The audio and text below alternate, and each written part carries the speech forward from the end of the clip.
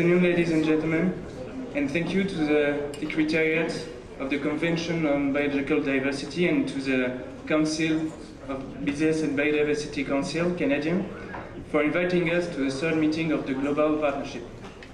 I am Cyprien Ionescu, PhD student at ORE, the French Initiative for Business and Biodiversity, and we are having now a little more than 2 hours to discuss about the main issues of the retail sector. This sector is selling a wide variety of products from a wide range of materials which are often sourced in different countries than where they are sold.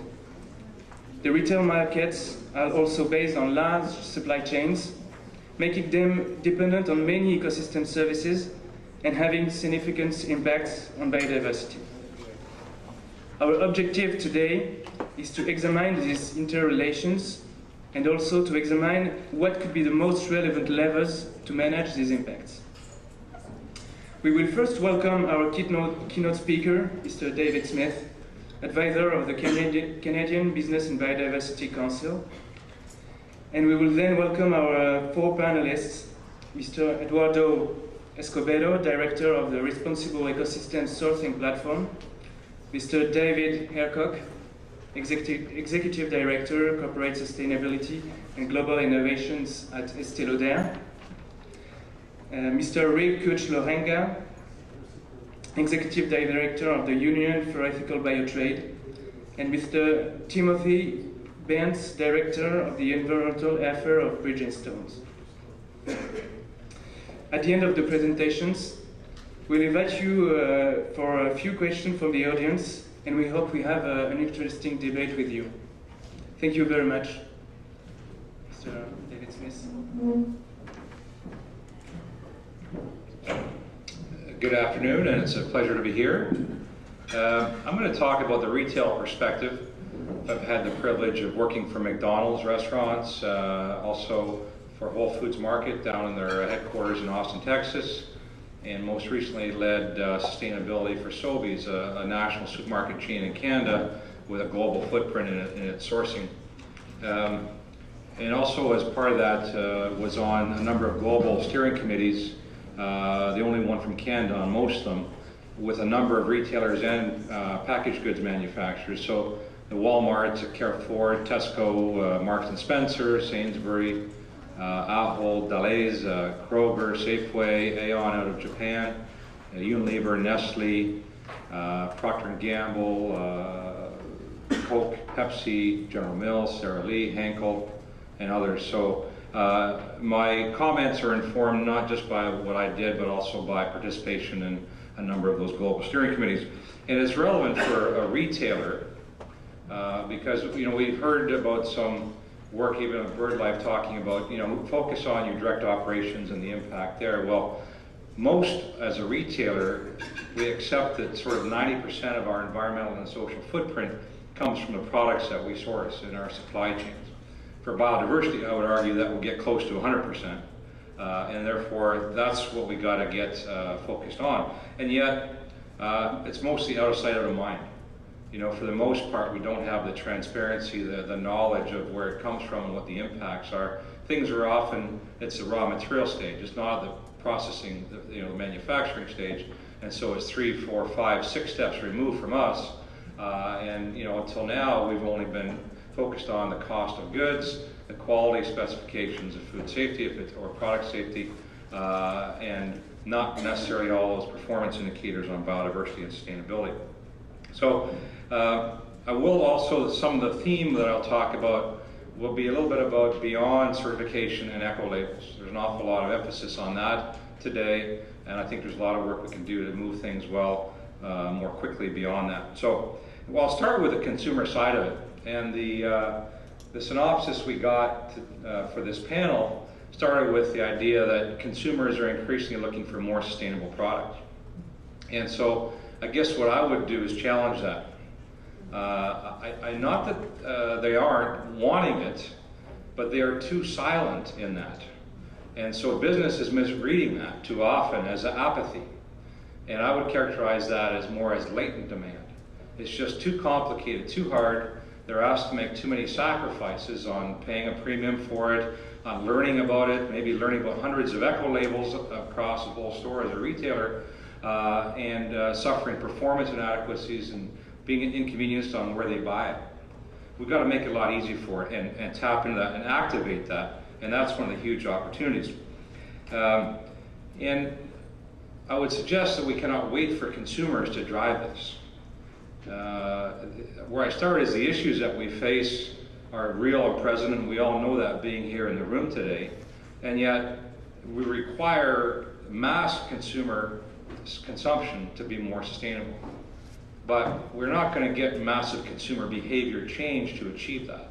One only needs to look at examples like obesity epidemics, like maybe the failure to plan financially for your retirement, as ways that it's really challenging to drive mass consumer behavior change. And already I mentioned that people are not wanting to make sacrifices on price, performance, and convenience of their products. So we've got to shift it in advance of consumer demand. We cannot wait for that. That'd be a long time coming, and we need leadership in advance of that from business. And I would question, whether the eco-label model is the only pathway or the right pathway to get us there. As a retailer selling hundreds and hundreds of product categories across the store, is someone really going to memorize multiple eco-labels in each and every category, literally hundreds or thousands of eco-labels to get us there? And I think that there's got to be some simpler ways to move us on. So moving then from the consumer to the retailer, again, misreading that consumer silence is apathy and saying, well, they're not going to pay for it. And certainly with externalities, it's not costing the business any money to have these impacts, so largely that they don't even know about because they're buried in the supply chain. So with no valuation, there's no ROI, there's no measurement systems, there's no transparency on what these impacts are. So these are some of the big challenges, because businesses are really good at reacting to what gets measured gets done. And if you can't measure it, you can't let alone define it or locate it, then certainly it's very challenging. With the Canadian Business and Biodiversity Council, we did a survey in Canada of businesses, and we took a segment of that out of the survey for retailers. And not surprisingly, I guess to me, was we found very, very low awareness and engagement in biodiversity, let alone understanding. And that for those few who really knew what it was about, it was confined to maybe a couple of people in the organization, and certainly not something well known throughout the business. So if consumers don't get it, and they won't drive it, and if business doesn't get it, is missing something on biodiversity, Houston, we've got a problem. We've got systemic issues that therefore call for systemic solutions. And the next step then is to say, well, what does that look like? Well, to me, like any other business process, you need a deliberate process to address these kinds of things, starting with moving from the reactive. Many businesses, retailers especially, are very visible. They're the last point of contact for consumers. And therefore the activists think it's appropriate to pick at their stores and show their displeasure at things, and so they can be a lightning rod. And so many of the issues that they're targeting, they're tackling, are reactive, responding to Greenpeace's picketing a store on seafood. NGO activist number 2 is worried about X, animal welfare. And so there's this constant cycle of reacting. And as a result, you end up being a slave to external stakeholders who have certain specific but narrow agendas. So my recommendation is you got to get out of that. And one way is to do a materiality analysis, but not kind of the general way where you invite a few stakeholders into a room and what do you think and what do you think, and you put it up on a flipboard and you kind of come up with, okay, we consider things. As much as possible, we need a quantitative material analysis.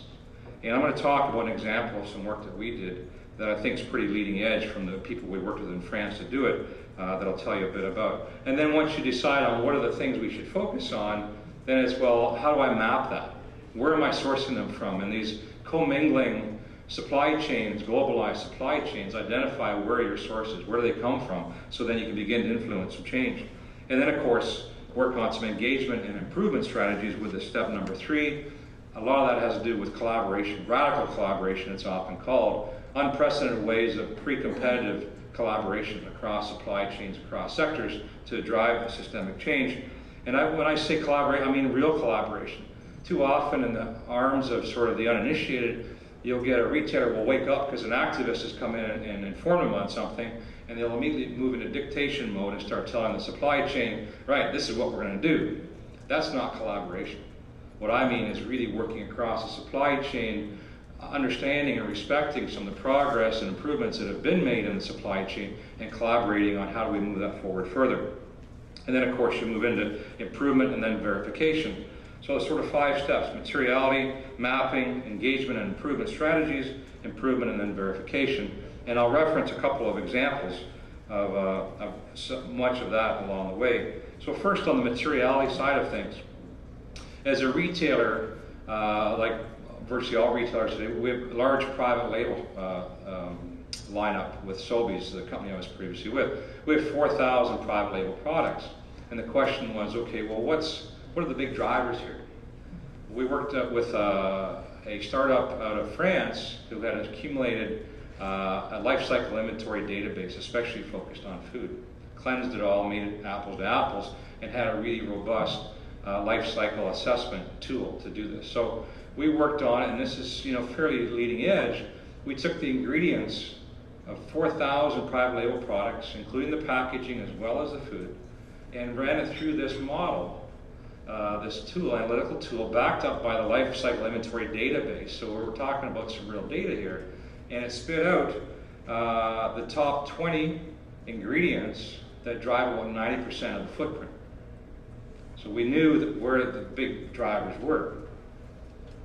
So, and it was at a category level. We could distill it up. We can't, do out of 4,000, only do 20. So we rolled it up into 150 product categories, because things at a product category level tend to be fairly similar. So we knew what we should be focusing on. The 2 problems were, one is it was GHG only data. Those familiar with life cycle inventory databases would be aware that there's very little for water, let alone biodiversity or human health or other impact categories. So we couldn't go beyond the carbon side of it. That was one filter and as a proxy. We added some other more qualitative and other tools that could round that out to consider biodiversity and water and other impact category. But ideally we would have had biodiversity data in there. The other problem was that geographically it was kind of tilted to eco-invent data over in Europe and didn't necessarily represent globally the supply chain we source from both Canada, the US, and Asia. However, it was a good proxy. It was a good way to get started and get to focus proactively on what the right things to focus on were. My druthers would be to say we would correct that. I've seen how powerful it can be to really drive business to working on the right things, material things, and ideally we would have life cycle inventory database that had biodiversity in that. And we would correct the methodological challenges that life cycle assessment has with biodiversity. It doesn't particularly deal with it very well, so that's some work that needs to get done. There's an example in Canada, actually, and I'm not sure if anybody's going to talk about the next couple of days, but it's called the Federal Biodiversity Information Portal. And what it's doing is trying to pull together data from across the country that may be sitting in drawers in academic institutions or in ministries of the environment in provinces and federally, in Agriculture, Agri-Food Canada, in the Department of Fisheries and Oceans, and Natural Resource Canada, and all these different places, and try to create a central repository of a database of biodiversity data from all across Canada. So to me that's a powerful example, and when I heard about that back in December, I said, that's tremendous. It answers a need for business. What we need to do is drive some pilots that can show supply chains and their impacts on biodiversity, and it can help us do 2 things. One is give the government the business case for why they should keep building out this biodiversity database, and secondarily it can demonstrate to business what is biodiversity and how can we leverage that data across our supply chains and really use it. So to me that's a really powerful example of a collaborative initiative with some funding from the governments to help grease the skids, help facilitate the step change by helping focus on the things that can really drive business improvements. The second part in terms of mapping, it's important to isolate then where things have come from once you say here's the things we should focus on. And in this commoditized, globalized, commingled supply chain, that can often be very challenging. We did map palm oil, we mapped forest products for our paper and packaging. Some of the folks on the panel are going to talk about some of those things, so I'll talk about seafood. as a quick little example of what we did. It's a pressing issue globally. It's one of the HE targets. Every retailer in the world has, all large ones anyway, have some kind of a sustainable seafood strategy. And the issues are really clear very quickly if one considers that a couple of years ago was the first year that farm seafood accounted for 50% of production globally. And so wild was 50%. And that what farmed, as you would expect, has been growing very quickly since the late 1980s. Wild seafood has plateaued volume-wise since the late 1980s, despite the population of the world growing about 25%, despite that our capacity, our fishing fleets, and the technology that we use outstripping the ability to catch the fish. We've got about 2.5 times the capacity to catch fish than actual fish that we catch. So the overfishing is clearly a huge, huge issue on that. So we've got to address both the wild seafood and the farm as it scales up and the impacts that it can have. So about 5, 6 years ago when we started on that, we said, well, we got to be accountable for what we sell. And we knew we didn't know where it came from, most of the seafood that we sold. We asked our suppliers, most of them big distributors, where does our seafood come from? And for the most part, they did not know where the seafood that they sold us came from either. Not a great starting point. Skip ahead to today, and at Sobeys we've had this mapping tool and database that shows where we're sourcing from over 220 fisheries around the world, the seafood that we procure, and all the farm sources as well. So we have very clear transparency, visibility of the sources, and each of those sources, through a shared database, through our NGO partner, is evaluated according to the relative sustainability of that. So we're able to then identify the sources and then where should we focus on, which ones are bigger problem areas than others. We've got 150 suppliers involved in that process and trained over 2,000 staff about seafood sustainability and engaged in about 12 fishery improvement projects to go beyond the 70 certified seafood products that we had at Sobeys and get involved in ones of the red list that's really facing some big issues. So the next step then, improvement and verification, this idea of radical collaboration. You know, there's a lot in these committees, these global committees, and you hear about it in some of the biodiversity work too. There's often an awful lot of very important work, heavy lifting work, but work that still keeps you at the starting line. You're defining common ways of definitions, of indicators and metrics, of standards. But that's still the starting line. You still haven't driven improvements yet at that point. And I guess what I get anxious for is let's get driving some improvements. Let's start capturing some real data. And that's sort of the missing piece. So until you deal with that, you haven't really started to crack the heart of the problem. And these are systemic issues. So really, let's get some collaborative data out there. Let's share in the cost and access to the data. Let's reduce the idea of audit fatigue. So we're not hammering at supply chains, multiple buyers hammering for the same questions, but asking a little bit differently. So the Consumer Goods Forum is one of the global committees that I was on. It accounts for about $3 trillion in sales annually for the companies that are in there. The Sustainability Committee was co-chaired by Unilever and by Tesco. And one of the initiatives that we had, and that they still have, is on tropical deforestation, trying to get to zero net deforestation by the year 2020.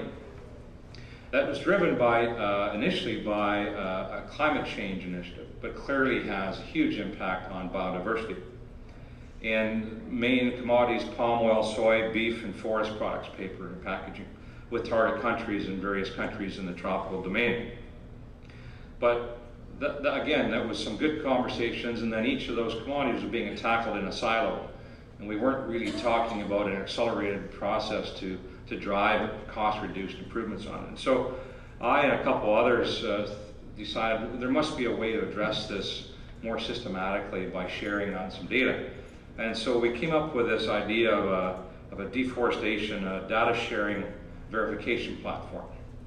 Kind of a mouthful to say, but the idea to cost reduce and accelerate the progress that you could make on it. And there were two parts for it. And leveraging two existing tools that weren't very well known or used, but we wanted to bring them in and scale them up. So one, the World Resources Institute, WRI, has a Global Forest Watch 2.0 tool that started beta test in Kalimantan and Borneo on palm oil, dealing with those kinds of impacts, but has now scaled up to 90 tropical countries. has funding from the government of Norway, from the US government through the USAID department, and is able to help track land use change in near real time. So the data is not a year or 2 years old like some of the tools out there. It's using Landsat and Google Earth, and it's pulling that out in near real time. So you can really get onto things. And yet, as retailers and consumer packaged goods manufacturers, we weren't quite clear on how we would directly use that. But we knew it needed to happen, it needed to be scaled up, and that our influence would give the business case for it, to help get more funding for it. And so we used our influence to try to help get that going, and they've raised enough funding to do the scaling.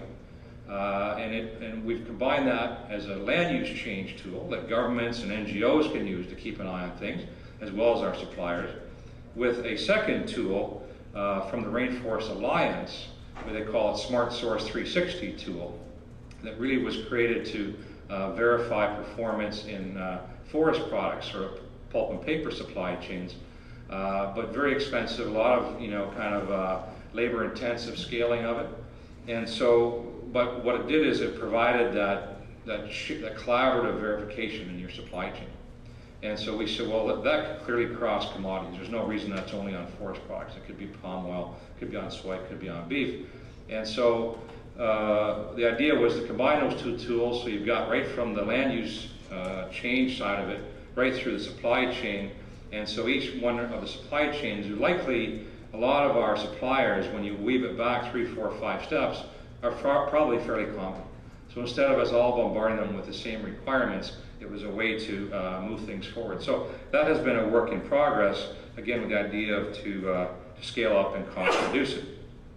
So in summary then, my main points would be, biodiversity, like other sustainability aspects, needs to become what gets measured gets done. It's too nebulous and not definable for business. So let's address the LCA methodology. That's the language for business for a lot of our sustainability discussions. Biodiversity is not really addressed well in that. Let's scale up LCI databases so we can quickly evaluate the impacts on a big scale and across many different categories of products very quickly and cheaply.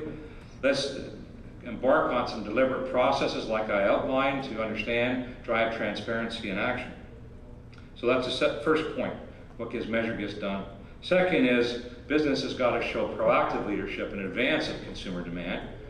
We cannot wait for them to drive it because it's not going to happen anytime soon.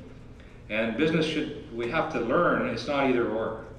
It's ignorance and lack of understanding and awareness that's gotten us not to be addressing it. But by addressing it doesn't take away from anything. And it can complement your business very well and not compromise it. So we've got to build that ability to do that more effectively and easily. And then the final point is this whole idea of radical collaboration, that these are systemic issues that we're facing and we need some collaborative solutions to drive these issues. What's the role of governments in help funding some things, to help grease the skids, to move things forward? How do we work across sectors in our supply chains and across competitors pre-competitively? And that was it. Thank you.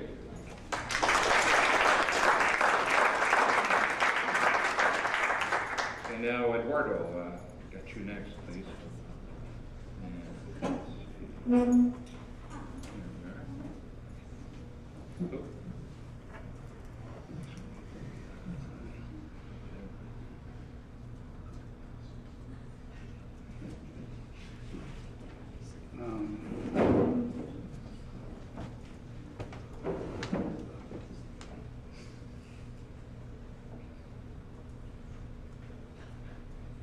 It's supposed to be.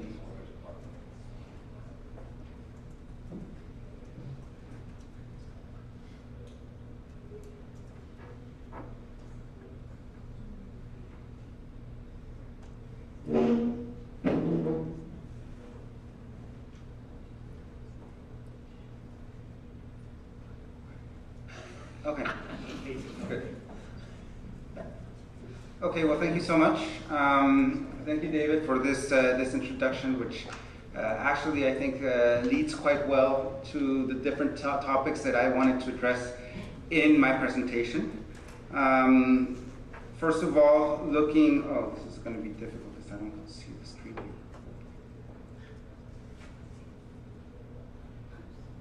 Okay, here we go.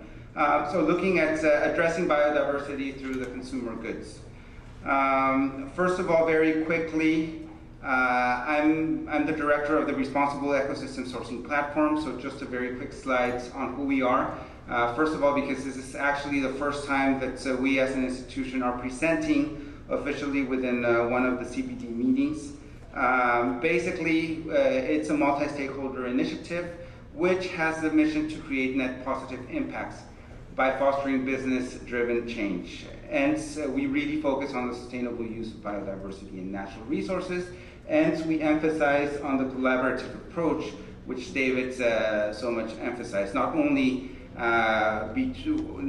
between the different stakeholders, but also within the sectors. We work on 3 specific sectors, cosmetics, fashion, and jewelry. And what we try to do is then enhance the collaboration between each of these sectors and within those. And also, well, I think one of the key points being said here is that our aim is really to address those issues that cannot be addressed by one company alone. So really those that really drive systemic change. We were launched in January 2013, so we're only 10 months old. At the moment, and closing 2013, we have 22 corporate members with an approximate annual revenue, a combined annual revenue of 155 billion. So clearly we're not talking about the biggest of the biggest company, but there is a good size and a good critical mass to move issues forward. Of particular interest, out of the 22 corporate members, 14 of them are specifically active in retail, and within the group there's approximately 80 retail brands involved. So clearly we have groups involved that count as one corporate member, but they have various companies in the retail side. And on the institutional side, we have currently 18 institutional partners, most of them international NGOs or UN-related agencies.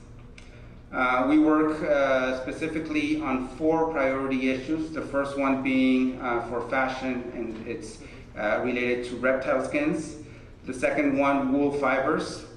The third one, natural ingredients for cosmetics. And the last one, which is related to jewelry on colored gemstones. So, first of all, I guess one of the most important things around the consumer goods link with the biodiversity, as David mentioned, is that we are talking about goods, about products.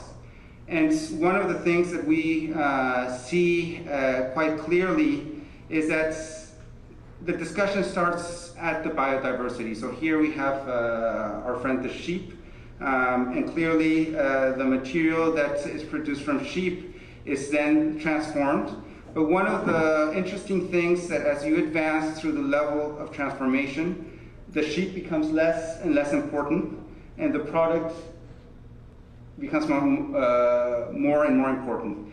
And what we see is that there is actually a lack of continuation within the importance of biodiversity as the product transforms. So this is really a key challenge. Why? Because as David mentioned, at the end of the day, when we're talking about retail, when we're talking about consumer goods, decisions are taken very much and to a large extent at the product level. So if the final product somehow through the transformation, through the supply chain, kind of forgets the biodiversity aspects, and it's really difficult then to take decisions on biodiversity, whereas the final product has somehow forgotten this. And to be very basic, we've seen that even talking not about the companies, but at the end of the day about the consumers, it might be hard to realize, but if we have asked consumers about cotton, and so most of them don't even know it's a plant. So really, we're really starting from some of the basic questions of how to link the product with the biodiversity and vice versa. So what are one of the main reasons why we see this? For instance, this picture is of shea nuts, and the shea butter it produces that is of great use for cosmetics and for food industry. We see on the sides of the shea nuts some of the typical things that we discuss in the biodiversity community. So management plans, agroforestry systems, collection methods, ecosystems valuation, and so on and so forth. A lot of this is based on the way we as a biodiversity community think of the management of the resource. So the nuts on the right hand. But then we look at the products on the left hand, and we see that the way of thinking is completely different. We're talking about product category rules, about product environmental declarations, about product scorecards, about life cycle assessment. So there is a very clear division in line where these don't make sense for these, and vice versa. So what are we trying to do at RESP is actually with our institutional partners, such as, for instance, the Nature Conservancy or Conservation International, looking at these right-hand side, so the management plans, the collection methods, and seeing what we can actually extract from them to integrate into the actual tools and methodologies that are used by industry to assess sustainability at the product level. We think that that is really one of the only ways that we will be able to actually integrate biodiversity thinking, not only in the decision of the sourcing, but from the very beginning, which is also in the design, aspects of how products are being developed. Another aspect, which is, I think, which David touched upon also quite importantly, is it's not only about the different methodologies, the different starting points, and how these are used by the different communities. It's also about where, with regards to the knowledge and information, are the real gaps. Within the community that we are in, clearly, and as part of the whole process around ecosystems and biodiversity valuations, the TEEP has been mentioned now for years. There's a lot of talk about indicators. There's a lot of talk about measurement tools, which is clearly one of the biggest challenges with regards to biodiversity, and one of the most important issues to advance within the business and biodiversity discussion. However, sometimes we do tend to forget that what do we do with the indicators and with the measurement tools? We really need to go beyond that discourse and say, well, how is data being captured? How is data being collected and compiled? How is data managed? How is data being analyzed? And how is data being accessed, and by whom? And in this case, this is mostly a technology discussion. At REST, for instance, when we're looking at all these issues, and right now there's a Python and the purses and the shoes, we are looking a lot around the traceability issue. David, you mentioned it's not really about the eco-labeling, it's not about the certification, it's really about understanding where the material is coming from, how it's being transformed. And at the end of the day, I think one of the most important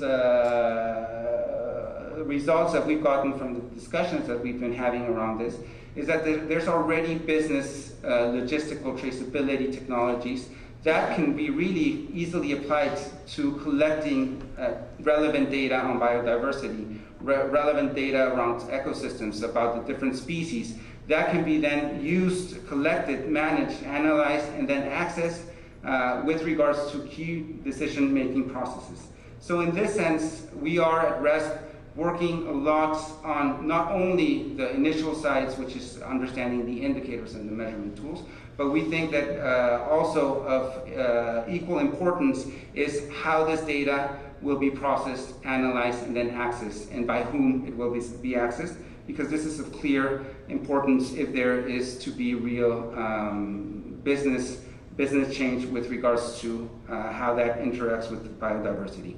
Finally, then, we actually do need global databases. Why? Because one of the most important challenges in the retail sector is that when we do have access to data, most of them is either at the local or at the national level, and many times it's not comparable. So clearly when you're looking at companies that have 500 different supply chains that are producing thousands and thousands of products, it's very difficult to take decisions on the corporate level if there's no data that is comparable. So a lot of the work that we're actually undertaking also is on creating of these global databases. Finally, and I think that again, David touched upon this, is the aspect of consumption. We could do a lot around the production, about the best practices of transformation. However, especially looking at biodiversity, what underpins the long-lasting biodiversity conservation is a sustainable consumption side. So clearly, we do need to further understand the resource assessment and the production capacities around the different areas where retailers, where consumer good companies are sourcing, and understand how to manage these with regards to a long-term perspective, but also, as we know, with regards to how markets act.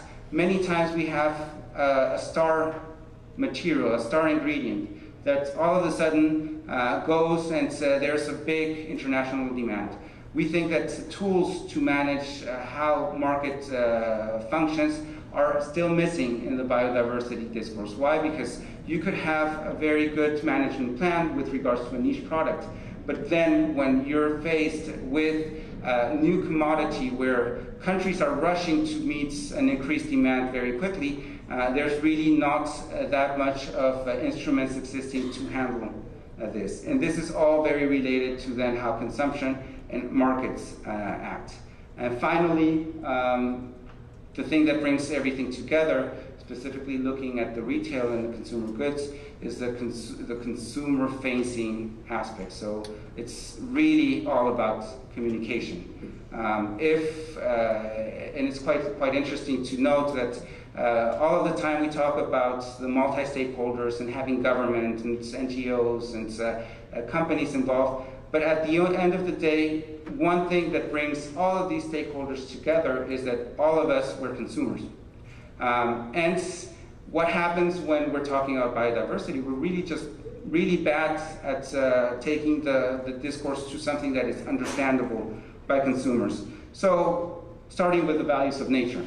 So how do you actually go at communicating the real value of nature from the consumer perspective?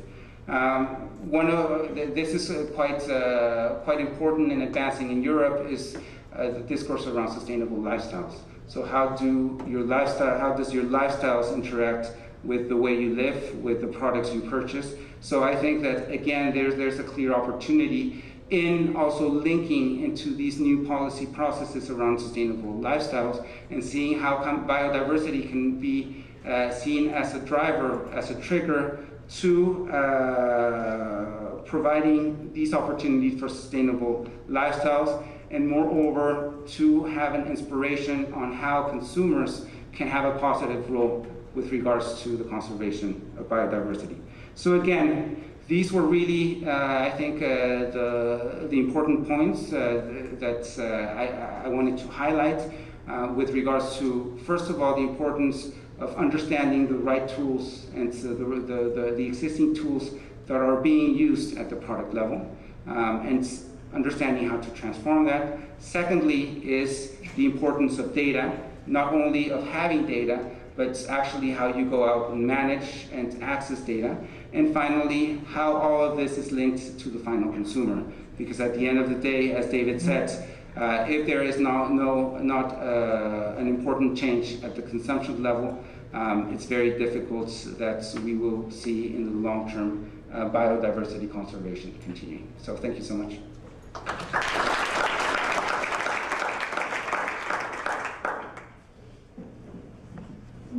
Okay, just while I'm getting this up, we've got Tim Bent, David Hircock next, Executive Director of Corporate Sustainability and Global Innovations at the Estee Lauder Company. Is it true for the ladies in the room there's free cosmetics after your speech? Or?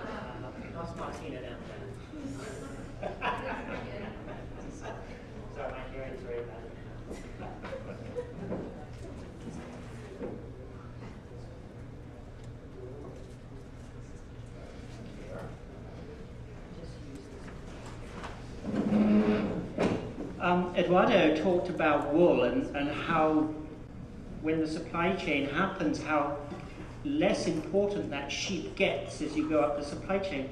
In many ways, I hope my talk today just shows how important the voice of that sheep is in the supply chain to all of our future on this planet. But first of all, in my talk, I want to go really back to basics. And I want to give you a quote from the guiding principles of the thing called the Natural Resource Stewardship Circle, which I believe that it's a consortium of cosmetic businesses around the world. And I believe that we have a small side event later to mention that a bit more. But the guiding principles is very important to me. One of them is sustainability is not just conservation of habitat, but conservation of quality of life for all people in the value chain. Now I'm going to show you a case study which is not particularly based on TK or ABS, but I think is very important in a rethinking of how we look at our supply chain. And I think we have to really rethink supply chain, particularly because it's the wrong way to think about this. So I want us to think about supply circle. Imagine if your supply chain turns into a circle where you have a performance product. You have benefits to the community within that. You preserve and enhance community biodiversity, you mitigate climate change, and very importantly, you support human rights within the supply chain. Now I'm talking from a point of view of the Estée Lauder companies, but I want to talk on one aspect, which is the Aveda Corporation. And what they do is, we actually produce for our holiday program, our Christmas program, little boxes which we actually use handmade paper from Nepal, made by the indigenous communities in some of the most distant and remote areas of Nepal. And I want to show you a little case study where those 5 principles really come into play of changing a straight line to a circle. But first of all, I want to pose some questions to you overall as I'm going through this. Whoopsie daisy, someone there. Okay, key messages, questions. Number 1, access to market. I go to a few conferences, not too many, and my big thing is buy this stuff, buy the right stuff. Don't talk about it, buy. The other one takes time. The program I'm going to show you has been over 12 years. These aren't 3-year programs to make these things work. The other thing is when you're buying from local indigenous communities, think to the future. What happens if your supply chain of what they're buying disappears? You have to work within those communities to diversify those communities, to protect them and to protect the integrity of your company if ever you have to leave from that supply chain. And to me, one of the most important questions for us all here is, will the Nagoya Protocol be a barrier to the market? We're seeing how incredibly complicated it is and how difficult we think that it might be to comply with everything. So let me talk about handmade paper. First of all, you don't want to buy something that's not a performance product. So the handmade paper, actually I use this book all the time, okay? Fabulous for note-taking. Has been used for hundreds of years. It's very high quality. It doesn't degrade at all. They use it for legal documents by law in Nepal. And in 2012, the Aveda Corporation bought over a 4-year period, over 1 million pieces of paper. So you can see its quantity, it's from a range of communities. So one of the communities in Bajan, be careful going there. Going there is easy, coming back is difficult. Last time it took me 5 days to get back. The plane just didn't turn up. And it's 2 weeks walk from here. The other one, preserve enhanced biodiversity. Within the 12 years that we've worked there, there's 36,000 plus hectares of Himalayan forest attached to the making of this paper that has been preserved through community protocols backed by the government of Nepal. And we've also worked with FSC certification on certain parts of that too. Also, when we talked to the local people, there was a BBC film crew there that couldn't film snow leopards. So I said, well, why don't you talk to the local people? They know the ranges and where the corridors for the snow leopards are. And they actually, then we started to realize that this whole community in the making of the paper was actually protecting the biodiversity, and they had their own protocols. So we worked then with Certified Wildlife Friendly to show the protection of these endangered species over a long term. So again, in Dolica, it's a little easier to get to this area. Benefit community is very important, and when a community understands that their supply chain is so important for their economy, they'll make even more greater steps to look after that community. And particularly a lot of my work is on revenue and women's empowerment. So there's women's empowerment, the women are earning a revenue, they can now afford to send their children to school, very, very important. One of the main, after food, water security, shelter, education for the children in these villages a priority. And the women become decision makers, changes the whole dynamics of sustainability in the community, and many other things. And also benefit sharing. What Claude said this morning, which I thought was very important, is bringing benefit sharing in at an early stage. Not large benefit sharing, but bringing it in. And one of the access to working with these villages was the need for water in the communities. And again, it's working with the local communities, listening to them and spending the time. Okay.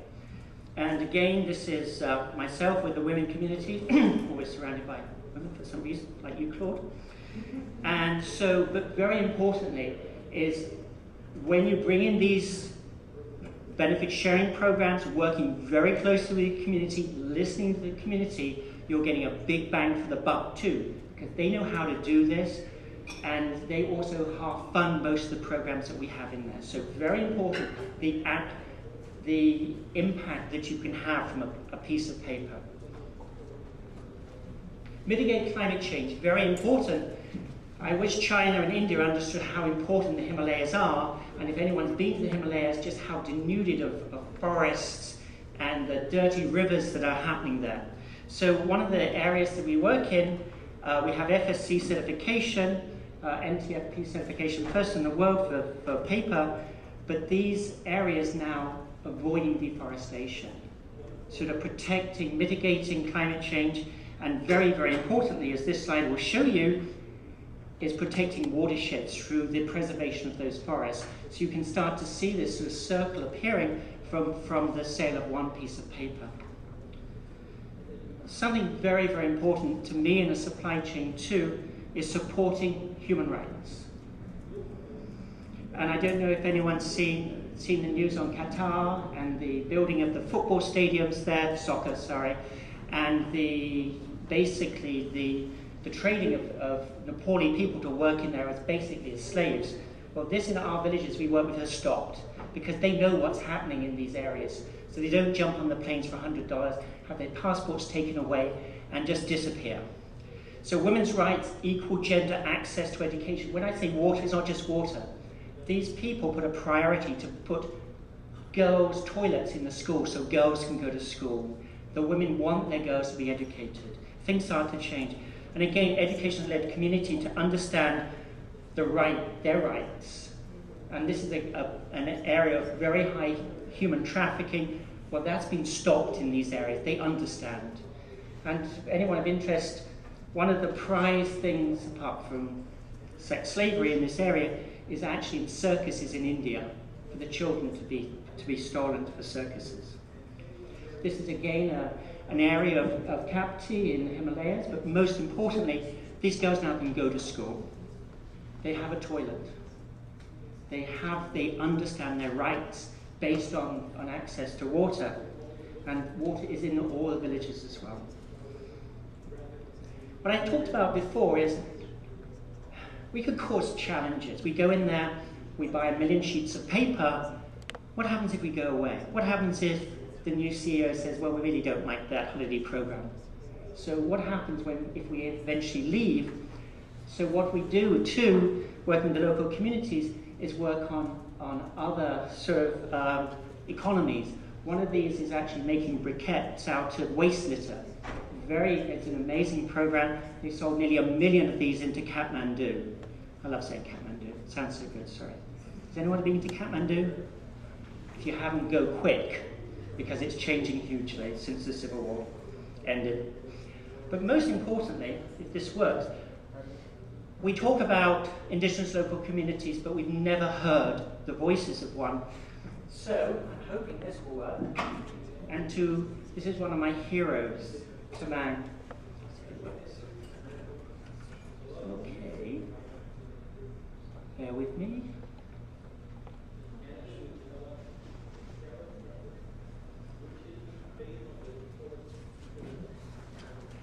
It's going to work. It's got to work for Mr. Taman. Yay!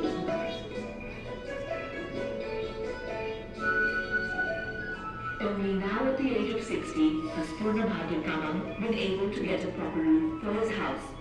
However, it was not through someone's charity. This is his right.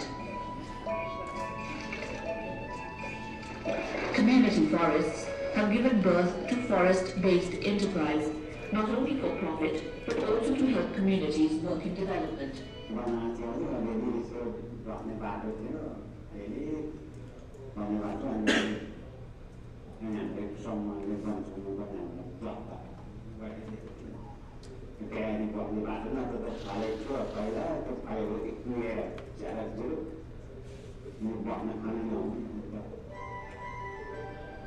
The Giteri community forest came under the forest certification process, and Purnabhagya received help on the principle that the poor too have equal rights over natural resources. So you understand the value chain? Oh, I don't know.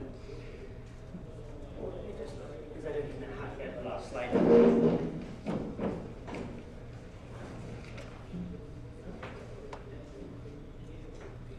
Oh, this is great. Okay.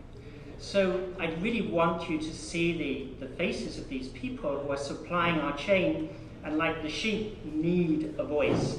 Because without these people looking after these forests, we really don't have a future, I believe. So the key messages again: access to market, we buy 1 million sheets. No other international company, although I've been to like 10 conferences trying to sell, has ever been interested in buying from these people. It takes time, that's 12 years to do that. I think we've been very successful. But most importantly, risk mitigation at both ends of the chain. Diversify the local market when you're doing a program. Don't just do one thing and worry about it later. And again, my big question, which I'm not going to even try, my worry about the Nagoya Protocol, will it eventually be just too complicated? So thank you, everyone, and thanks to the people we work with. Thank you.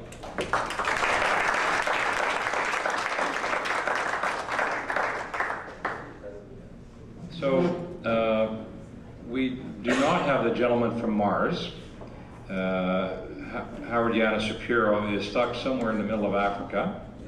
Apparently his airplane company he was supposed to fly with went bankrupt before he could get out of there. So we are short one.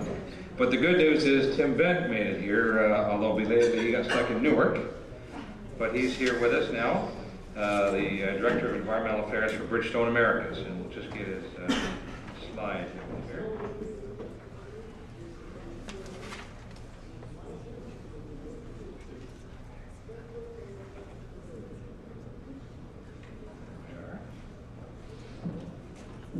Thank you, Dave. And thanks everybody for joining us here. I'm really happy to be here. We are looking at biodiversity in our business, and this is a very difficult thing to look at for business. I'm going to start with a little introduction to my company because I expect that most of you don't know as much as you should about my company. Let's see here. We're Bridgestone Americas. We are the Americas subsidiary of Bridgestone, a global corporation headquartered in Japan. Not only do we make tires, which most of you probably know about, we also have the world's largest retail automotive service and tire sales operations. We are the world's largest manufacturer of air springs for big trucks. We operate the world's largest natural rubber farm. We are the world's largest supplier of sheet roofing and the insulation that goes with it. We also manufacture some of our internal supply chain fibers and textiles. And among those tire products, they range all the way from the 15-inch tires on your Prius that get great fuel mileage to the world's largest 18 feet tall mining tires. So we have a huge array of products and customers and markets. But today I'm going to talk about retail because that's what this panel is all about. And something that we've embarked on in our retail organization, which I should have mentioned in the introductory slide, which is the, I can't figure out what your materials are, the Spent Tire Initiative. Now, if that's not a sexy name, I don't know what is. We're trying to figure that out. Actually, I missed the call on that today. Looking across the value chain of our companies, we try to incorporate strategies to improve our sustainability across the entire supply chain. And that includes the source. I talked about natural rubber from the Hevea tree. We're also exploring other sources of natural rubber to expand our supply chain diversity, both from the aspect of not wanting to rely entirely on one species for our supply chain, and also geographically, because it all comes from the equatorial belt. We're trying to expand the geographic range of that supply chain. What you see here in that photograph is the Waiuli plant, which is a shrub native to the southwestern United States, a native species that we are extracting rubber from. This is a pilot. We'll see how well it works, but we're hoping that that'll help diversify our supply chain. We're also working with dandelions, which grow further north and south, from the equator, to try to expand that diversity. Then into the manufacturing process. All of our manufacturing plants are ISO 14001 certified.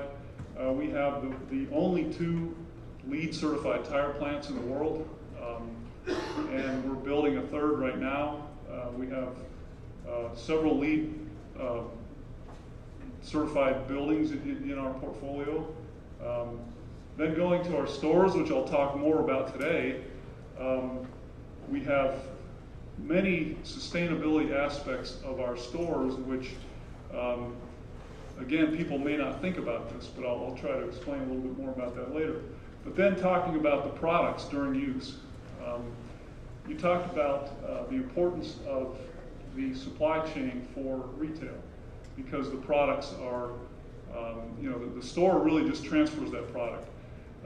In our case, the products have their highest environmental footprint during use because of the rolling resistance, the energy it takes to move that tire down the road. Conversely, the building products essentially have a negative environmental footprint because of the energy savings that is incorporated with insulation and reflective roofing, those kind of products. And then finally, looking at the end of life, which is mostly what I'm going to talk about today. So our retail operations. As we work on our customers' cars and we provide tune-ups and we provide maintenance of their car so that it stays aligned, they get longer life from their tires, they get better fuel mileage.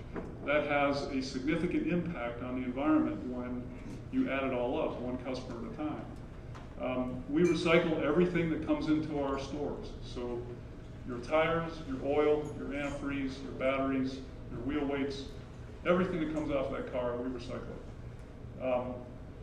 And in addition to that, we go beyond just serving our customers to helping the community. So if you want to change your own oil, that's fine. Bring it into the store. We'll get that oil recycled for you. But now I'm going to, and by the way, as we say in the South, we sort of got religion on recycling. I couldn't pass this up. I mean, how many jokes do you see about environmental issues? Boy, tough crowd. Well, anyway, helping to lead the way in our business, in our practices, we were the first large automotive chain, service chain, to eliminate lead wheel weights from our supply chain.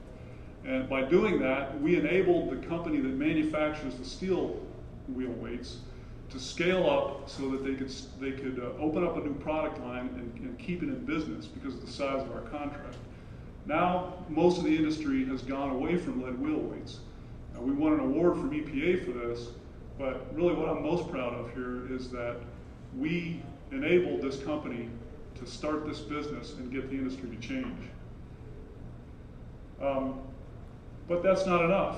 All those things that I just talked about are not enough to help with sustainable biodiversity. You know, that's why these issues are so difficult for business to get their arms around. We donated 10,000 acres to the state of Tennessee. This land is managed by the Tennessee Wildlife Resources Agency as wildlife habitat and for public use, but even that's not enough. When it comes to sustaining the biodiversity, companies, again, they're in a very difficult situation trying to figure this out.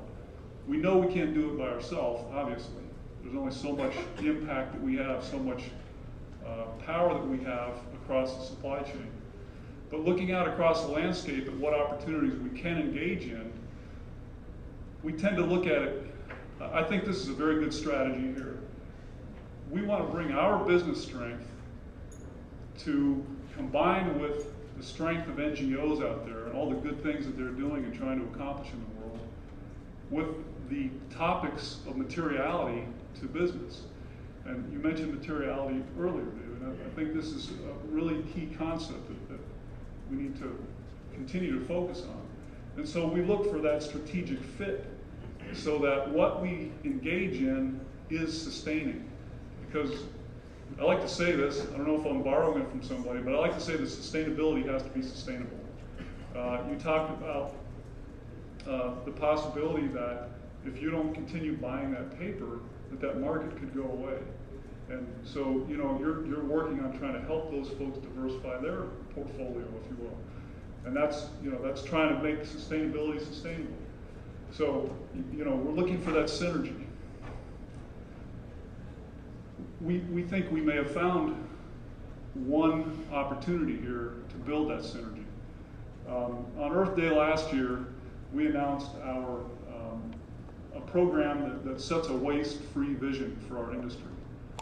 And what we're doing is we're making a commitment that for every tire that we sell, a tire will be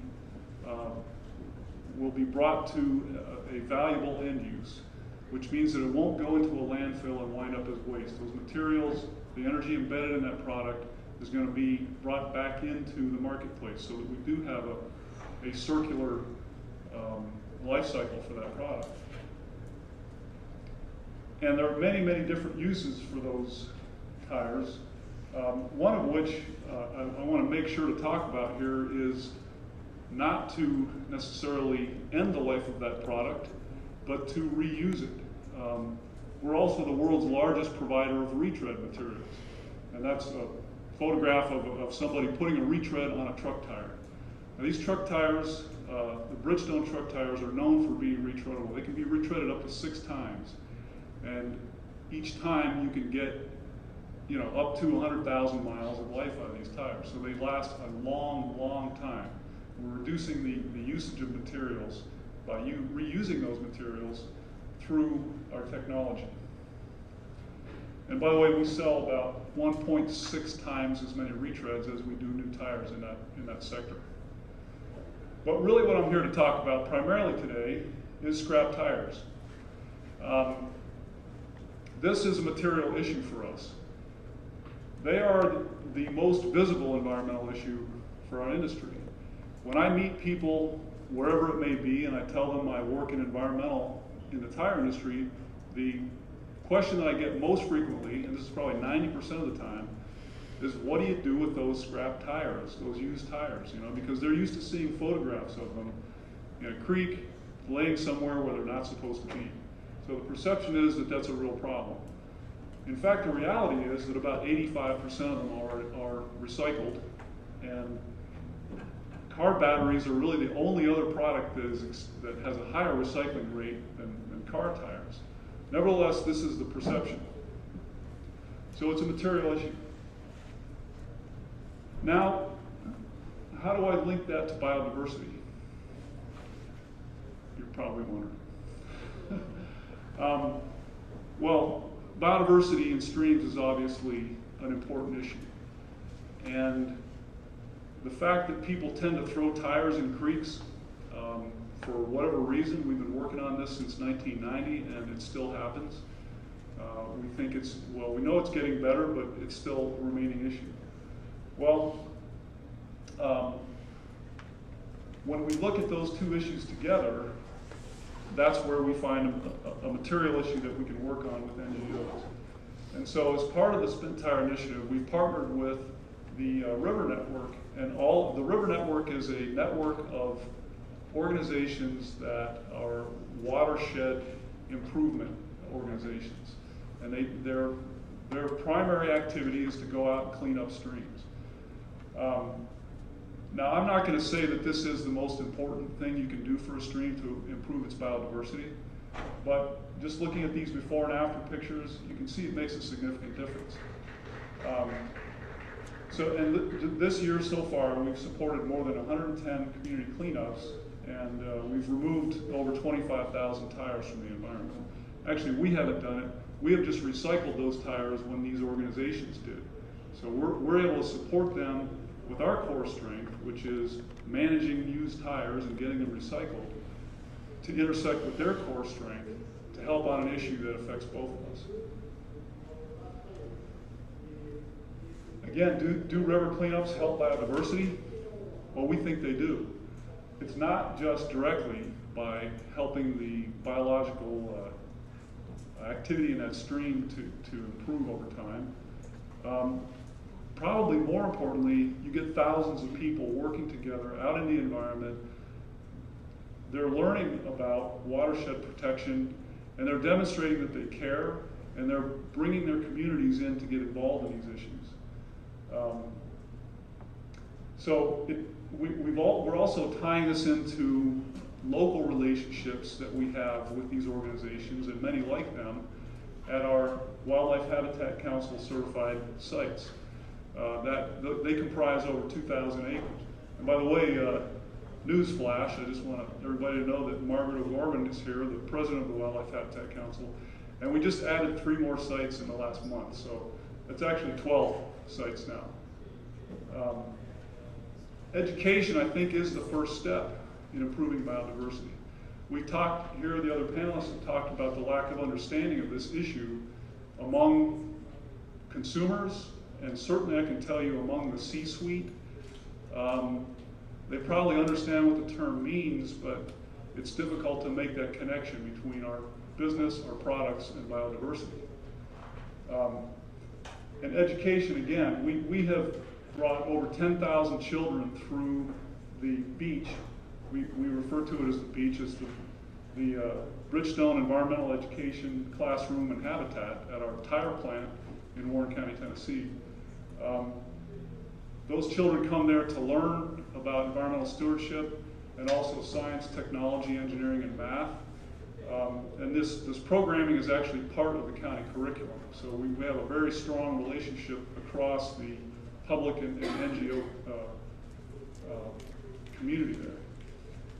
And these are just some great photos of the wonderful things that we do at those Wildlife Habitat certified sites, Wildlife Habitat Council certified sites.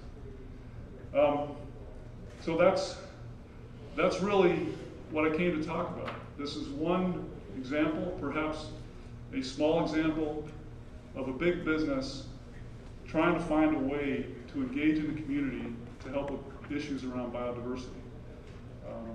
And the reason we're doing that is our global mission is to help ensure a healthy environment for current and future generations.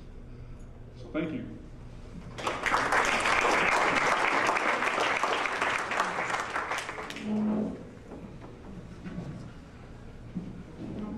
Thanks, Tim.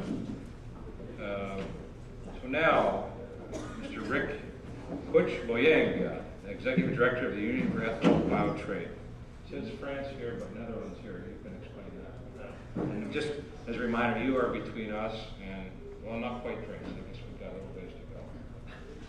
You got the honor. No. Enjoy it. I have no presentation, so maybe we can get rid of this.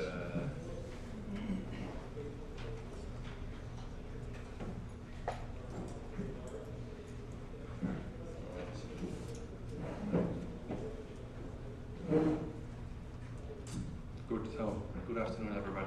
I have no case study to show. Just want to share some insights with you on how the members of the organization that I represent use biodiversity, but also some of the organizations beyond that, companies that we have interviewed recently, how they look at biodiversity. Just to start with, I'm the executive director of an association called the Union for Ethical Biotrade. This is an association of companies that are committed to the ethical sourcing of biodiversity. They work with food, pharma, cosmetics products, and their commitment is externally verified. We use a standard called the Ethical Biotrade Standard, and biotrade is a concept that was coined by the United Nations Conference on Trade and Development. The CBD makes reference to it, different COP decisions make reference to it, and several governments are working with this concept. Why are the member companies that I represent interested in biodiversity? They're interested in biodiversity because biodiversity represents innovation for them. There's a lot of research and development on biodiversity, looking into active ingredients, properties, new product launches based on native biodiversity. And this is important. Issue of access and benefit sharing, David made reference to it with respect to the Nagoya Protocol, is obviously very important when we talk about R&D and biodiversity. The other issue is sourcing. The companies that we work with herbs, extract, flavors, fragrances, colorants, products that you find in the day-to-day products that you buy in the supermarket. They are derived from a wide variety of ecosystems, use many different plant species, and therefore come directly from biodiversity. The third issue why companies of my organization are interested in biodiversity is for corporate image, for marketing purposes. And what are they doing with biodiversity? They're integrating biodiversity issues into their management systems, research and development, marketing, and they're also looking at supply chains. They use a risk-based approach. They find out which supply chains they have the biggest impact and work and incorporate biodiversity considerations in those supply chains. Maybe to give you two examples of companies. One, and they're both Brazilian companies. One is Nativa. It's the largest Brazilian organic sugar producer. They produce sugar for supermarkets, so for consumer use. They also produce alcohol, for example, used in perfumes and cosmetics products. And they have a special program on biodiversity. They work together with the Brazilian government, found a significant number of species now on their lands. They have over 300 species on the sugar plantations. And they're starting right now, this week, a campaign showing the link between the company and biodiversity on product. So the different products that they have all now have images of biodiversity directly relating and linking to the consumers. The other company that I want to give as an example is Natura Cosmetics. It's a large cosmetics company. It's within the top 20 of international companies.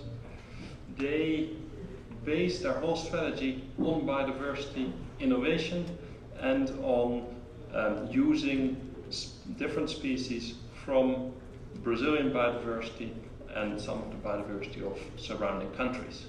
They work not in a traditional model. They have about 1 million consultants that do door-to-door sales. What is interesting for a company that is using biodiversity for marketing purposes and for innovation purposes is that they are on the top 10 of the Forbes list of most innovative companies in the world, and they are Brazil's most valued brand. So it's interesting, it's a clear example of a company that is able to position itself based on biodiversity. Now these are two examples of Brazil, partly because they are interesting examples, but also it shows the increasing importance of actions of companies from emerging markets. I think we do have still too much a focus on the USA, Canada, Europe, whereas a lot of the change in the future will actually come from emerging economies.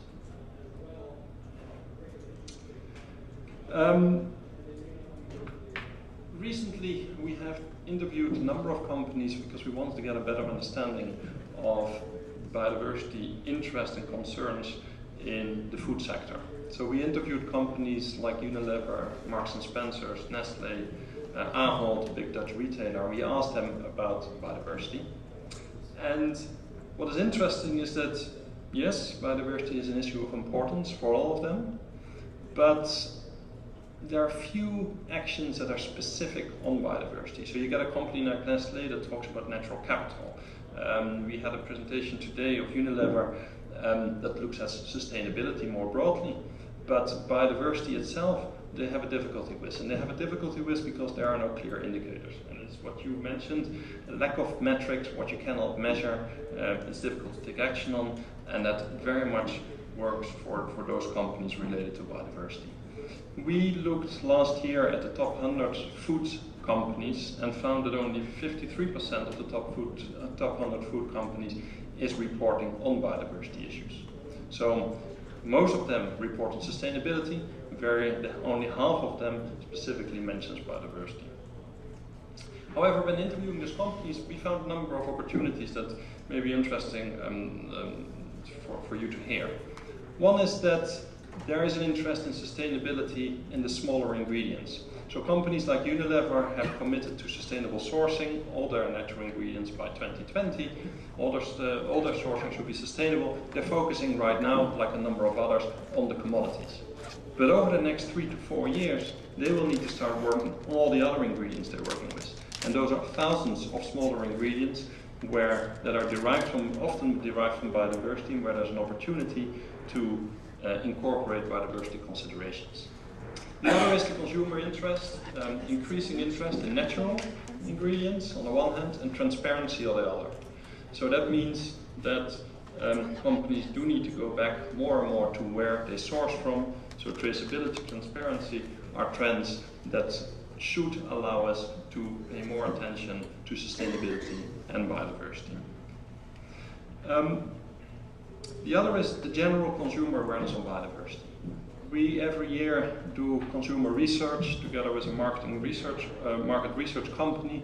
Over the last 5 years, we have now interviewed 31,000 consumers in 11 countries, and we ask them the question, have you heard about biodiversity? Can you define it? And we do follow-up questions on how this affects their purchasing decisions.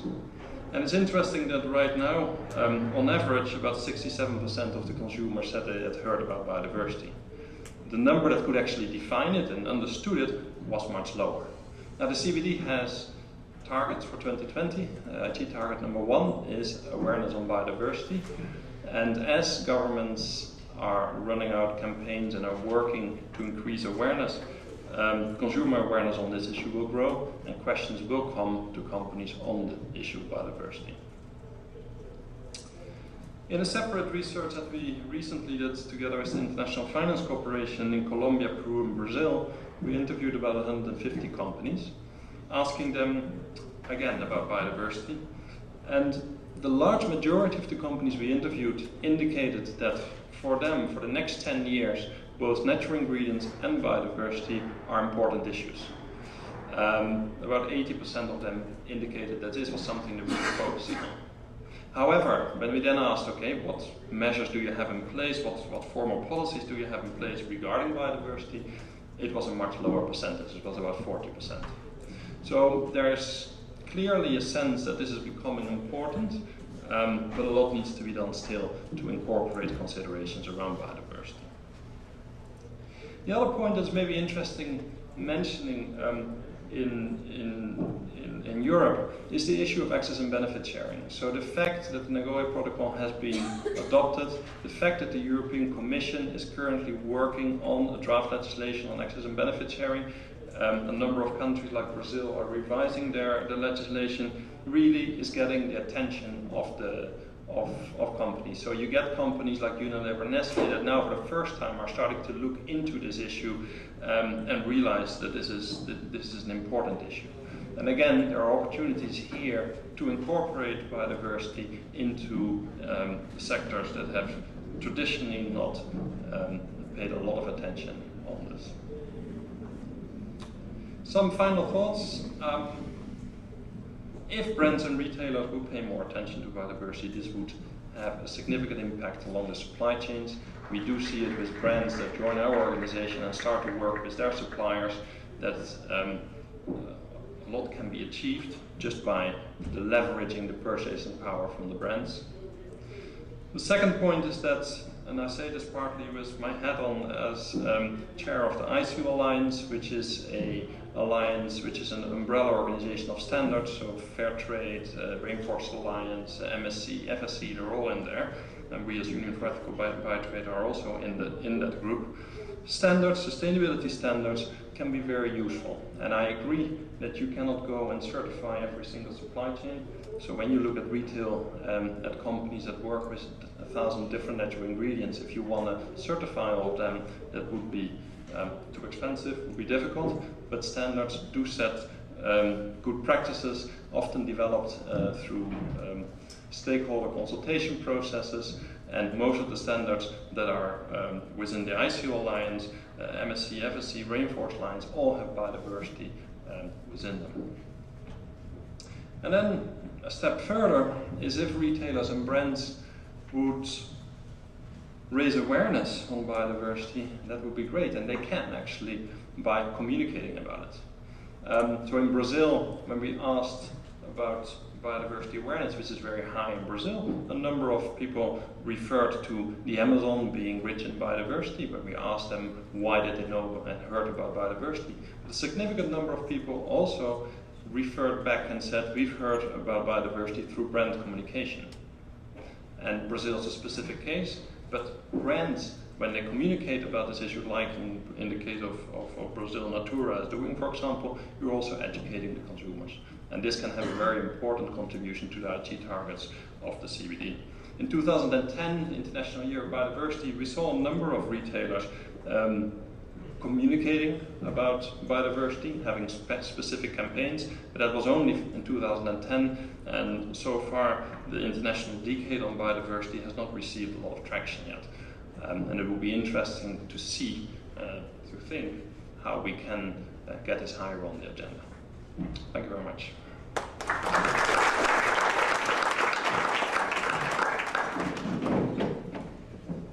Thank you, Rick, and to all the panelists. While the audience is thinking about their questions, I'm going to ask a question or two to get things started. There was a great session on access and benefit sharing this morning. Some of you may have seen that. I guess what I wonder from a retail and large manufacturer perspective, how big, how real is it to actually creating barriers to the smallholders being able to participate in our supply chains as we up the ante on what we require, you know, on certification, on auditing, on data, on capacity building. You know, there can be a risk that the smallholders can't keep up with that and keep participating in that. So I guess two-pronged question. A, you know, is that relevant to your thoughts? And B, what are you doing about it? So who would like to start with that? See David making a note there. Maybe, would you like to start? I agree. I mean, have we got a mic there? I guess we have. Yes, sorry. Yeah, I agree. There are so many trade barriers, which I alluded to in my short presentation. Like FSC in Nepal is a challenge, because okay that we've got stakeholders like the PPA, the USAID comes in, and local government is helping with those. But what happens 3 or 4 years down the road. In Honduras, we have a program there, again FSC certification. It's $5,000 after every year to recertify, and then probably $15,000 after 3 to 5 years. So it's a huge trade barrier. Now, we anticipate that, and the Veda Corporation helped hugely in those areas to ensure, like there's a Brazilian tribe that we work with, where we don't, it's even more complicated than paying the, for the certification. You've got to get the people there, we often have to attend. So it's a huge trade barrier that really industry has to understand and react to quickly, because so often people are ready to almost lose certification because by the time the industry has reacted, it's too late. You almost have to recertify again. So are there any solutions in the offing? Any creative ways of addressing that? You know, it's communication, I think, is the biggest thing. Okay. I mean, communication between your stakeholders. One of my biggest jobs in my life is communication with people that might take a week to get through to. We've got satellite communication, some of the villages we work with, but if it's cloudy for the week, you can't get through. So I think the whole thing is having someone understanding communication issues, and in some cases, building up their communication capabilities, and keeping this really open discourse. Okay. Anybody else on the panel want to take it on? Sure, I've got Tim, yeah. As I said earlier, we operate the world's largest rubber farm, and we operate, our mother company operates another 2 of those, but they're not as big. But we only supply, I don't know the exact numbers, it's less than 10% of what we actually use. And the majority of the rubber comes from smallholders. Recently in I believe it's Thailand, our rubber company there, which is really just a purchasing company, we don't operate anything there, has been working with our smallholders to help educate them on how to be more productive and how to produce a product that is more useful for their customer. A big issue with natural rubber is that as it's harvested, you saw the picture in that first slide, it's like maple syrup. It's just the sap of the tree. And it gets insects in it and dirt and various things like that, which affect its quality. And so there's a lot more to it than just rules and regulations. It's really getting out and helping these people be more productive. We provide, in Liberia, we're the world's largest rubber farm, we provide the entire industry, if you want to call it that, because these are smallholders, with all of their plant stock. We provide them with various fertilizers and preservatives that they need to produce their product in the field. So I agree with the point that we have to be careful that we don't make it more difficult than they can survive to meet these criteria. And really, I think if you look at sustainability as the use of resources to accomplish a goal, by helping them be more productive, we can have an enormous impact on their sustainability. Okay, good. Anybody else want to take that on? Rick, yeah. As I mentioned during my short intervention, standards are defined good practices, and if they are defined through multi-stakeholder decision-making processes, then that also reflects the views of different stakeholders. What you do see is that companies are using more and more standards and less the labels with it. So the standards for supply chain management purposes.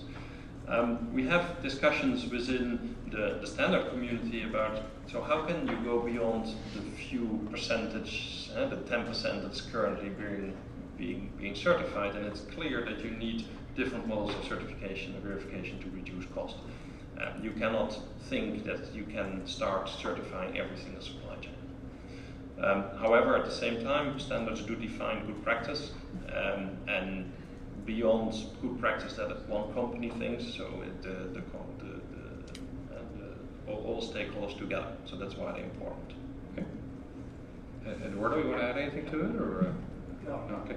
So a couple things I've been aware of in this idea of smallholders on palm oil, for example. There's a roundtable on sustainable palm oil, RSPO.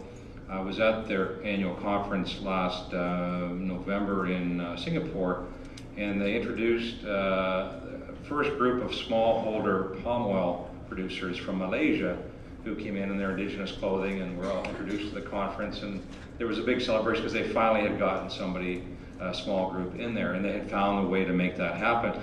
You know, most palm oil plantations are huge scale. Big companies are integrated and own those, but they still usually can't get enough product, and they're not unusual for them to source perhaps 20% of the volume they need from smallholders in the contiguous areas around there. And so how do you vouch for the practices there? So a challenge in that.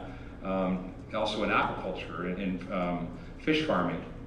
I've been to some facilities in Vietnam and in Thailand where you know, the challenge is these small producers, how can they possibly deliver on the food safety requirements, let alone the sustainability pieces as well? And again, it's sort of capturing, codifying best practices into a standard, and then doing some group certification, or sometimes called sector certification. So if they can organize themselves loosely, maybe into a bit of a cooperative group, and agree that they will adopt similar practices, you know, we can audit one or two and build capacity, and then that can spread amongst that group. So that's another model for looking at, and cost sharing as well. Oh, you want to add something from the floor? Yeah? Oh, back here. Okay, you want to add something on that one? Or you have a question? A question? Yeah, okay, do we have any microphones in the room? No, Reg? Okay, you're going to have to shout then, please. Okay, who's up first then? Okay, so we'll take the back, and then we'll come to the gentleman just in front of me. Okay. Oh, well, you were pointing over there, so I thought you were...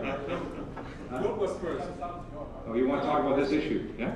Just to another alternative, is guidelines, because with... Can you all hear this okay? Or, yeah? Okay. Use that mic if you want. Certification can be very useful for large community for things that are very common. But as soon as you speak about things that are very specific, for me an alternative, it could be guidelines, because it's not costly, it's adapted to case, and it's adapted to small actors on the field. How do you verify that though? Right? It's sort of, you know, we've got the guidelines, we've got these voluntary best practices, but how can you verify that? That's the challenge. And if you're going to get out there as a company, as a brand, I think there is. We stand for this. There is, because if you have no risk, you can launch the first stage to launch new things. When you make research, it's always a risk. If you have always only standard, you have no risk. Yeah. But you have an you're not building capacity, you're just auditing too, right? Yeah. It's choice. Yeah. Okay, good. Okay, let's get some questions from the floor then. So this gentleman here with the glasses, yeah? I feel like we didn't talk that much about consumers.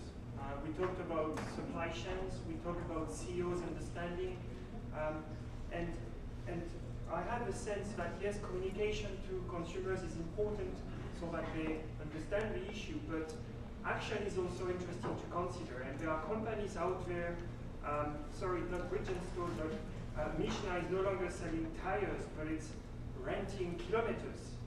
Printing companies are no longer selling printers, but a number of copies that their consumer need. Companies across the border is no longer selling carpets, but floor that is leased or lent to their customers. So we're talking about replacing use with a function that a function of a product, and we call that, for those that we know, the circular economy. And so, how about rethinking about business models and integrating consumers in the value creation? And so, when you engage with your consumers about how you can help me reduce my impact and help the consumer drive costs down, I think that's maybe an interesting step to consider. And I was wondering how the panel would think about that. Obviously, in the agro-industry, it's a bit more difficult because you're relying on the supply chain, but there are, on the retailer side, there are many interesting innovations to consider in this sense. Thank you. Anybody want to speak to that? Tim? Since you mentioned a competitor, I feel a need to address that. In fact, we have a large mileage sales industry, business. It's in the commercial sector. I think Michelin does this too. I think every tire company does this. The business model's been out there for a long time around tires. Now we've been expanding that, but interestingly enough, many of our customers are not interested in that business model. And I think there is a lot of culture change that would need to happen to enable that to really take hold on a large scale. But if you consider the issue of product stewardship, our stores do take back the product that we sell, and we recycle that product. So I think you'll find that very few businesses have as circular a supply chain as we do. But I agree that there's a lot of room for growth in that business model, and we are concentrating on what we call the solutions strategy in our business, which is to stay with the customer and stay with that product, and along the life cycle of that product, help them optimize it, so to extend the life cycle, and then take it back when it's finished. Anybody else want to speak to it on the panel? Eduardo? Yeah. Well, yeah, I couldn't agree more with what you said, and I think that going back to one of my slides, I think that only emphasizes the importance of looking at how industry is considering the product lifecycle. Why? Because a lot of the things that we're still doing around biodiversity is related to the first aspect of how we do produce it and how that gets into the final product. But clearly, if we're able or will be successful in integrating fully the consumption side, we need to understand what happens after the point of sale. So what is the use? What is the cradle to cradle or cradle to grave? And looking in many cases, for instance, if we're talking about natural derived materials, more and more companies are starting to communicate on the biodegradability of a lot of these products. So again, it's about expanding, I think, the vision with regards to how biodiversity is valuable across the supply chain and beyond at the use and end of life stages. And again, this is what I emphasize of the importance of moving forward into understanding how the typical biodiversity methodologies and tools can actually be integrated into some of the other industry tools that are used on a day-to-day basis. I guess my take on it, having looked at over $2 million worth of consumer research over the last 12 or 13 years across North America, that's primary, and seen secondary research from around the world over that time scale too, to see the longitudinal. I'm just not satisfied that in any time scale that consumers are going to be the trigger to drive more sustainability by business, and I'm concerned that there's in fact an abrogation, a delegation of responsibility for business leaders saying, well, the consumer's not asking for it, so we won't do it, and we got to invert that and get leadership and advance that. I think one of the challenges is that businesses can often pride themselves on being very customer driven, but it's a very narrow one-way kind of thing, and the consumer research, do you want that to be black or white? Do you want it to have round edges or sharp edges? And it's not really listening to the broader set of needs that they aspire to.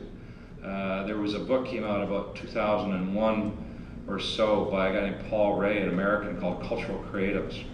And he made a very good point. He said at that point in the States there were about 50 million people, maybe it was 60, who were very much driven by environmental concerns and wanted more sustainable consumption, but they didn't know each other existed. They thought that they were kind of alone in their thoughts, and they didn't see themselves reflected in the mass media.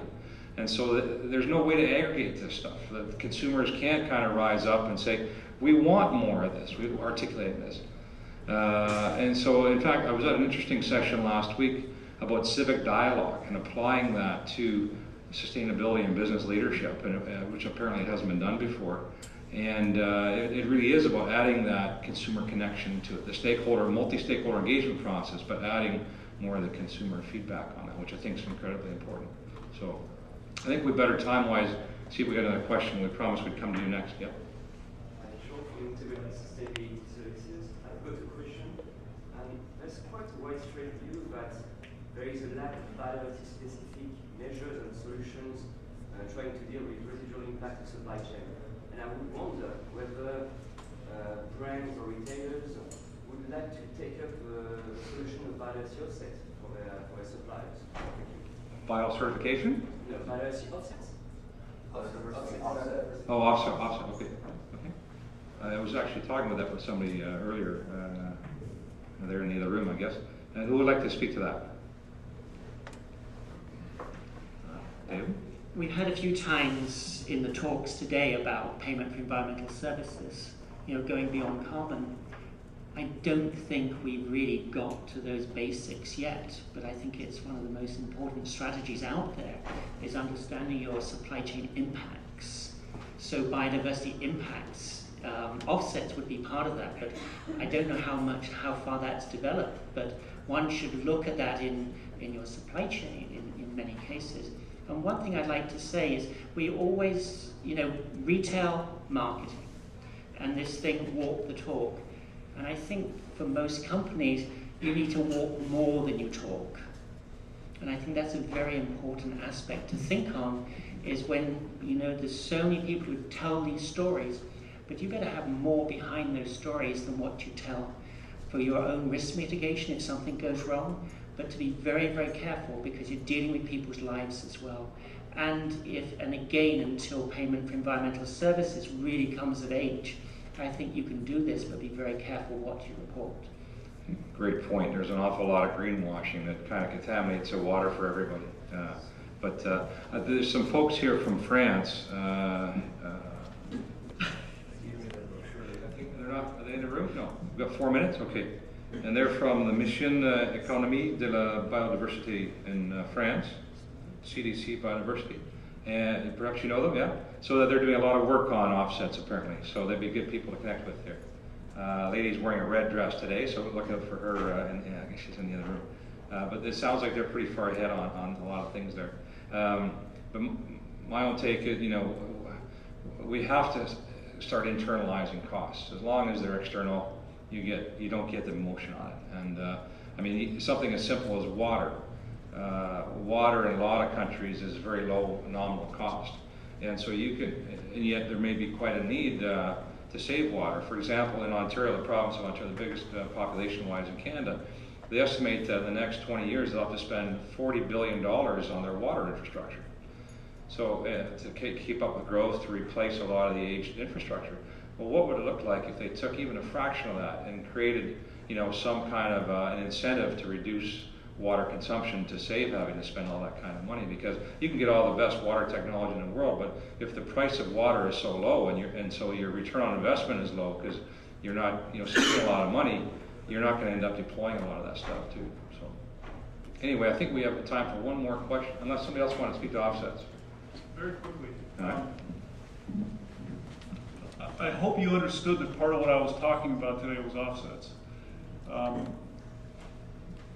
As I said, companies are not going to be able to get to no net impact or net positive impact by themselves. It's got to be a partnership with the communities that are fully engaged in these issues. And no matter how you want to measure it, I was at a conference last week, Sustainable Brands, and there was a gentleman there who was very famous, Canadian, who's written a lot of books, but I'm sorry, I don't remember his name. But the point he was talking about, true sustainability. Are you sustainable or are you not? How are you going to measure that? And he had 8 factors. When these factors or something like that actually finally takes hold, then you will see what your impact are so that you can offset them. And I think that's the only way we're going to get to where we need to go. We can look at our land footprint, our water footprint, et cetera, et cetera, et cetera. but few companies have the ability to achieve neutrality or net positive by themselves. I just generalized concern about the offsetting system and looking at the way that some of the carbon has or has not worked, and I worry about it being compromised, an opportunity for a lot of money to be made by middlemen in financial markets, and really what's the net benefit? I'm not convinced. Would a straight taxation be better and easier? Perhaps, I don't know, but we got to change the way we're going about it, otherwise we got Einstein's definition of insanity. So I think we got one last question here. Stuart Christoph from the European Commission in the Department of Biodiversity. And where is that? It's based in Brussels. In Brussels, okay. Thank you all for your presentations, and there were very interesting questions that were raised. It struck me earlier when we were talking about walking the talk.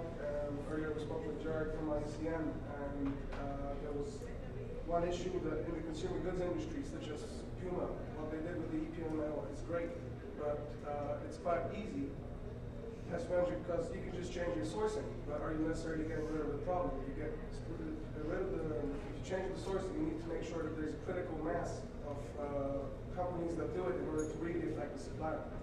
And in the case of retailers and suppliers, sometimes supermarkets have their own sustainability goals, like Walmart, Carrefour, Tesco. We need to make sure that these are linked with the suppliers such as Procter & Gamble and Unilever. How far do you think this is addressed? Really getting rid of the problem, not just changing the source. Especially true when so much of the growth in the economy is coming from the developing countries, not even the developed, who may not have as stringent environmental requirements, right? So, I know I used to challenge back on Greenpeace because they would say, stop selling these red list species that we define as red list. I'd say, well, that's not going to change anything. They'll sell the volume that they have to other markets that don't really care about sustainability. So our model was to get engaged, drive improvement plans to address those core issues on it. Because you're absolutely right. If you just shift, you don't really address the problem. They'll just keep doing what they're doing on it. Anybody else want to speak to that? I'd mentioned today about a thing called the Natural Resource Stewardship Circle, where major cosmetic fragrance companies come together, and there's the lady here who actually runs this. Could you just explain a little bit about what we're doing here, Catherine?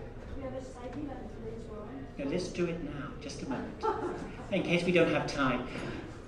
Basically, it's Chanel, Procter & Gamble, all of these people have got here. Reg is cutting us off. But so you have one of the breakout groups there? Okay, so be sure to check out the breakout group. Yeah. Yes. That's where the free cosmetics will be, I guess, David, isn't it? Anyway, thank you very much. I guess we're out of time. Thanks, everyone.